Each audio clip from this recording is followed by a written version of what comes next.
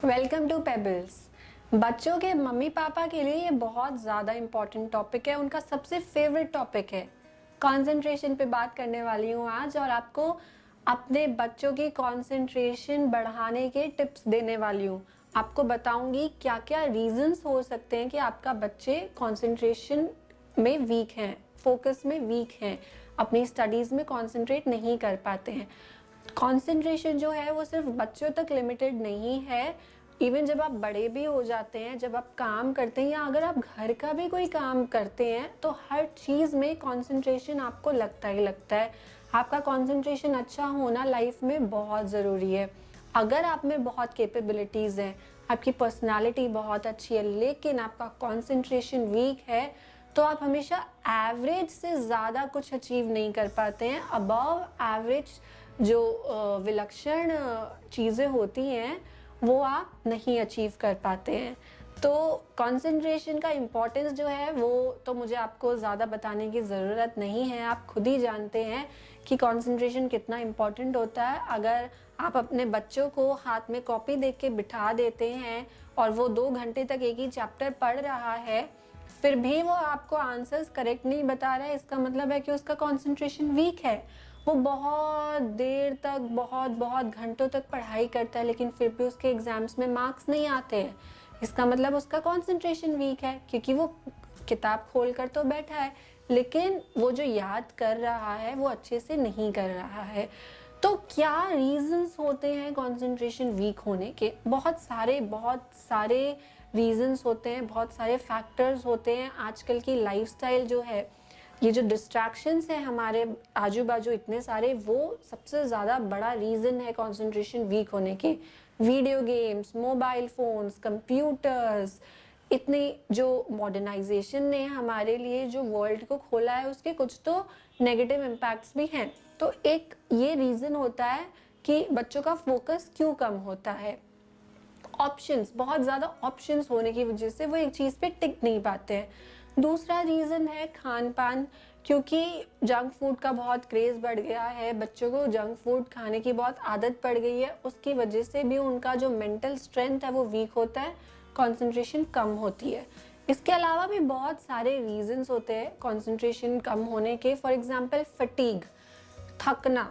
थकना भी बहुत ही बड़ा रीज़न है जिसको लोग इग्नोर कर देते हैं, लेकिन थकान भी कंसंट्रेशन वीक होने का बहुत बड़ा रीज़न है। और ये जो थकान होती है ये हमेशा चंद्रमा के कारण होती है। जब आप बच्चे होते हैं तब आप बहुत, अगर हफ्तों से पढ़ रहे हैं तो एक पॉइंट पे आके कुछ बच्चों का जो कैपेसिटी होता है वो ख़त्म हो जाता है, क्योंकि सबके जो ब्रेन की कैपेसिटी है वो डिफरेंट होती है। तो आपको अपने बच्चे को ये कभी नहीं कहना चाहिए कि वो तो इतने महीने रेगुलरली पढ़ लेता है, तुम्हें क्यों हर 2 महीने में ब्रेक चाहिए, क्योंकि आपके बच्चे की जो ब्रेन की कैपेसिटी है वो डिफरेंट है। तो अपने बच्चे की पढ़ाई करने की टेक्निक को समझिए, आप देखिए कि वो कितना टाइम प्रोडक्टिवली पढ़ सकता है और उसको उतने ही टाइम पढ़ने के लिए कहिए। मून की वजह से जो फटीग होता है वो बहुत हानिकारक होता है। मून जो है वो जैसे अपने शेप्स को चेंज करता है, जैसे ओशन के करंट्स चेंज होते हैं उसके हिसाब से इंसान का मूड भी चेंज होता है। तो अगर आपका बच्चा बहुत मूडी है, उसका मूड बहुत वीक है, तो उसका कंसंट्रेशन बहुत कम होगा। उसका कंसंट्रेशन कुछ इस तरीके से कम होगा कि वो 2-3 दिन अच्छी पढ़ाई करेगा, फिर वो 2-3 दिन अच्छी पढ़ाई नहीं करेगा, फिर वो 2-3 दिन मन लगा के करेगा, फिर वो वापस से नहीं करेगा। तो ऐसे चेंज होते रहते हैं, उसके कंसंट्रेशन के स्विंग्स भी चेंज होते रहते हैं, उसके मूड के स्विंग्स भी चेंज होते रहते हैं। तो इसमें सबसे अच्छा जो उपाय है वो है वॉक करना। हरी घास पे, ग्रीन ग्रास जो है उस पे अपने बच्चों को या तो सुबह के टाइम सनराइज के टाइम या तो शाम को सनसेट के टाइम पे वॉक ज़रूर कराइए। उनको कहिए कि वो अपना दिमाग खाली करें, जो भी वो अपने दिमाग में लेकर घूम रहे हैं, चाहे वो गेम्स हो, फ्रेंड्स हो या स्टडीज़ हो, उनको अपना ब्रेन एम्प्टी करना सिखाइए। ये जो एक रेमेडी है ये सिर्फ एस्ट्रोलॉजिकल रेमेडी ही नहीं, ये एक बिहेवियरल रेमेडी है जो आपको अपने बच्चों पर अप्लाई करनी ही चाहिए अगर आपके बच्चे का कंसंट्रेशन वीक है। तो टाइम टू टाइम उसका ब्रेन एम्प्टी कराना बहुत ज़रूरी है ताकि वो नई इन्फॉर्मेशन को अपने अंदर फीड कर सके। चंद्रमा और सूर्य, मून और सन के खराब कॉम्बिनेशन की वजह से भी कंसंट्रेशन बहुत बार वीक होता है बच्चों का। और जो मून है, मून बहुत सारे प्लैनेट से अफेक्ट हो जाता है। मून जो है वो इजीली बहुत सारे प्लैनेट से अफेक्ट हो सकता है। तो जब हर प्लैनेट अपनी अलग अलग तरीके से मून को अफेक्ट करेगा तो कंसंट्रेशन भी अलग अलग तरीके से ही भंग होगा। फॉर एग्जाम्पल, अगर कंसंट्रेशन शनि की वजह से वीक हो रहा है, यानी कि शनि का मून पे जब इफेक्ट हो रहा है, पुअर इफेक्ट हो रहा है मून पे शनि का, तब अगर कंसंट्रेशन वीक है बच्चे का तो वो डर की वजह से वीक है, यानी कि एग्जाम में स्ट्रेस, जो डर आ जाता है, एग्जाम फीवर हो जाता है, वो शनि की वजह से होता है। राहु का अगर मून पे इफेक्ट है तो वो चिंता की वजह से, मतलब कि बिना मतलब की नर्वसनेस, बच्चे ने सब कुछ पढ़ा है, उसको सब कुछ आता है, लेकिन फिर भी वो नर्वस होगा, फिर भी वो अजीब अजीब से ख्याल डेवलप करेगा, इमेजिनेशंस करेगा कि मैंने जो एक क्वेश्चन छोड़ा है कहीं वही ना आ जाए एग्जाम में, कहीं आउट ऑफ सिलेबस ना आ जाए। तो चिंता की वजह से उसका कंसंट्रेशन वीक हो जाता है। और ऐसे बच्चे जब बड़े भी हो जाते हैं और उनका मून पे राहु का इफेक्ट रहता है तो लाइफ में भी वो प्रोग्रेस नहीं कर पाते, क्योंकि उनको चिंताएं बहुत होती हैं, 100 अलग अलग तरह की वो चिंता करते हैं और अपने काम पर फोकस नहीं कर पाते। अगर बुध की वजह से कंसंट्रेशन वीक होगा तो वो जल्दबाजी की वजह से होगा, यानी कि बच्चा एग्जाम को जल्दी से कंप्लीट करना चाहेगा और उसकी वजह से कंसंट्रेशन वीक होगा, उसकी वजह से वो अपने आंसर्स को फुल फोकस से अटेम्प्ट नहीं करेगा। इसके साथ साथ केतु की वजह से अगर कंसंट्रेशन वीक होगा तो वो एंजाइटी की वजह से होगा। नर्वसनेस, एंजाइटी या कभी कभी डिप्रेशन की वजह से भी कंसंट्रेशन वीक होता है, उसका रीजन होता है केतु। अब एक और ग्रह है जिसकी वजह से कंसंट्रेशन वीक होता है, वो है मंगल।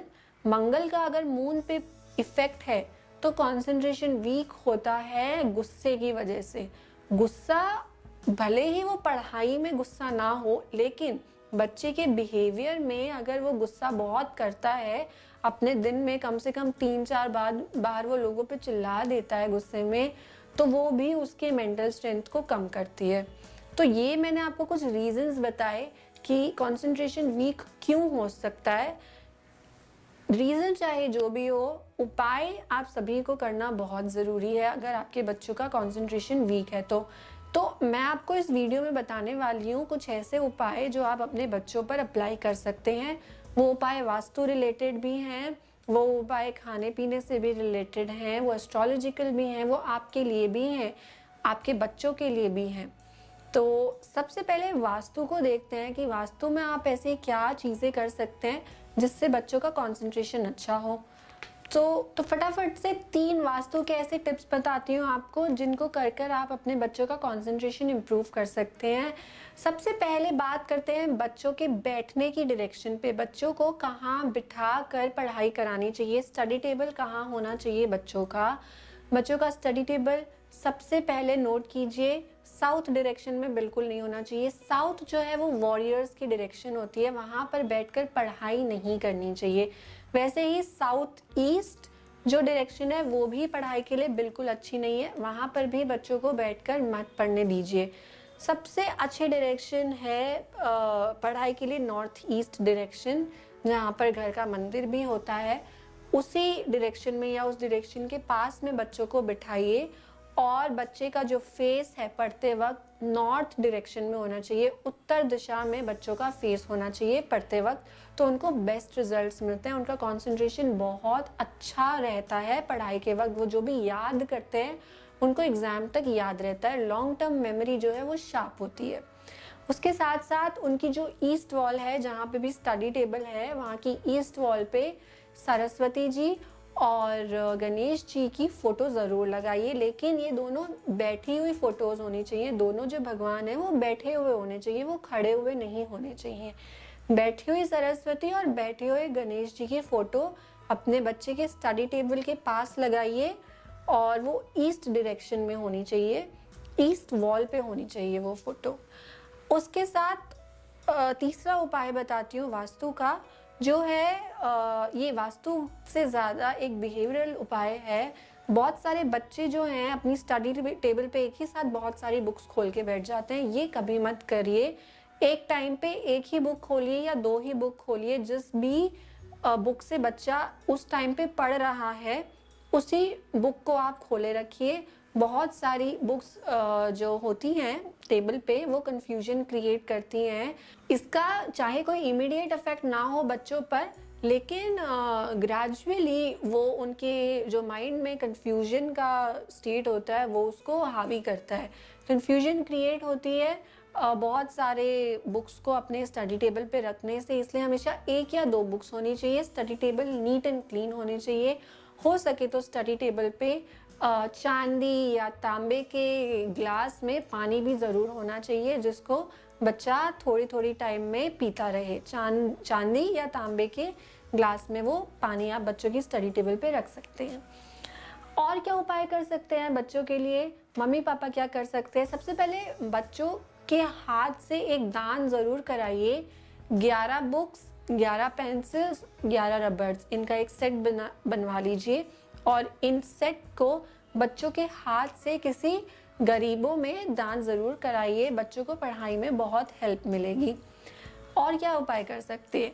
चिवड़ा जो आपकी किचन में बनता है, उस चिवड़े को आप गणेश जी को भोग लगवाइए बच्चों के हाथों से ही, और बच्चों को उस चिवड़े को खाने के लिए बोलिए। अब खाने से रिलेटेड एक टिप मैं आपको बताना चाहती हूँ। चिवड़ा जो आपके किचन में बनता है, उस चिवड़े का आप अपने बच्चों से गणेश जी को भोग लगवाइए। उनके गणेश जी के सामने बैठने के लिए बोलिए बच्चों को, और उनसे एक मंत्र बता रही हूँ, उस मंत्र का उच्चारण उन बच्चों से करवाइए जिनका कंसंट्रेशन वीक होता है।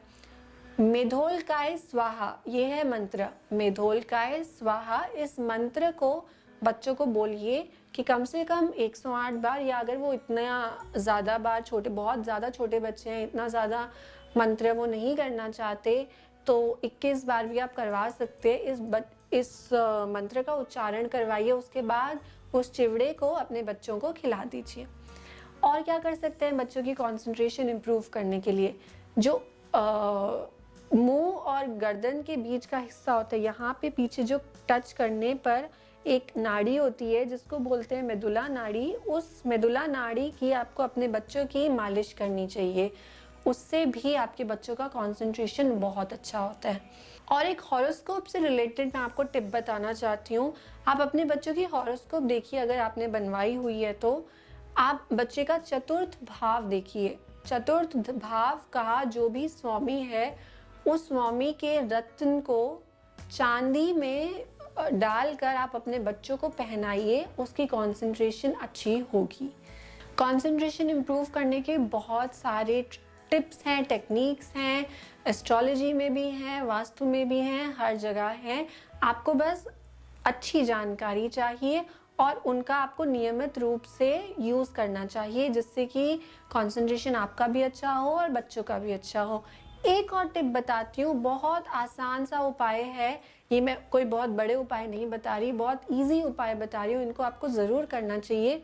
बच्चों के हाथ में पानी दीजिए जब भी वो पढ़ने के लिए बैठे, जब वो अपनी पढ़ाई स्टार्ट कर रहा हो तब उसके हाथ में पानी का ग्लास दीजिए और उसको एम को ए और ऊपर बिंदी, एम को 21 बार बोलने के लिए कहिए। एम। इस एम को वो 21 बार जब बोल ले तो उस पानी को आप उसको पिला दीजिए, पीने के लिए बोल दीजिए, और आप उस पानी को उस ग्लास को वापस भर कर ही बच्चे के साथ रख सकते हैं। इस एम को 21 टाइम्स बोलने के बाद जब बच्चा अपना पढ़ाई स्टार्ट करेगा तो उसकी कंसंट्रेशन बहुत अच्छी बनेगी। तो ये तो कुछ बात हुई टिप्स और टेक्निक्स की जो आपको नियमित रूप से करने चाहिए, अपनी डेली स्केड्यूल में ही डाल देना चाहिए। लेकिन अब बात करते हैं एग्जाम स्पेसिफिक कंसंट्रेशन टिप्स की। जब एग्जाम्स पास हो या फिर जब एग्जाम देने जाना हो, तब कौन से कंसंट्रेशन के आप उपाय कर सकते हैं। तो अगर आप कोई बहुत इम्पॉर्टेंट उपाय, और ये सिर्फ इम्पॉर्टेंट एग्जाम के लिए करना चाहिए आपको, अगर आप कोई बहुत इम्पॉर्टेंट एग्जाम देने जा रहे हैं तो 500 ग्राम मिल्क यानी कि 500 ग्राम दूध आप किसी भी धार्मिक स्थान पर ज़रूर दान कर दीजिए उसी दिन जब आपका एग्ज़ाम हो। मंदिर हो सकता है, मस्जिद हो सकता है, जिस भी आप धर्म से बिलोंग करते हैं, जिस भी धर्म को मानते हैं, किसी भी धर्म स्थान पर आप अपना 500 ग्राम दूध दान ज़रूर कर दीजिए। आपको एग्ज़ाम में रिज़ल्ट बहुत अच्छा मिलेगा। आपने जो भी याद किया होगा आपको वो सब याद रहेगा, आप उसको अच्छे से एक्सप्रेस कर पाएंगे। एक और बहुत इम्पॉर्टेंट टिप है एग्ज़ाम्स के लिए, जब आपके बच्चों के एग्ज़ाम्स पास आने वाले हों और आपके बच्चे एग्ज़ाम स्पेसिफिक पढ़ाई कर रहे हैं, तो उनके आसपास कहीं भी हल्दी की 12 गांठें रखिए। येलो क्लॉथ में, पीले कलर के कपड़े में हल्दी की 12 गांठें अपने बच्चों के उसको बांध लीजिए, पोटली बना लीजिए और रखिए। लेकिन वो जो गांठ है वो आप कोशिश करिए कि आप थर्सडे को, जो भी नियरेस्ट थर्सडे हो, एग्ज़ाम जब आने वाले हैं उससे पहले थर्सडे को ही रख दीजिए और पूरे एग्ज़ाम्स जब तक चल रही है वो हल्दी की गांठ आप वहीं रहने दीजिए। ये उपाय भी बहुत अच्छा है, ज़रूर रिजल्ट मिलेगा। तो ये मैंने आज आपको बताई कुछ ऐसी टिप्स और टेक्निक्स जिससे आप अपने बच्चों का कंसंट्रेशन इम्प्रूव कर सकते हैं।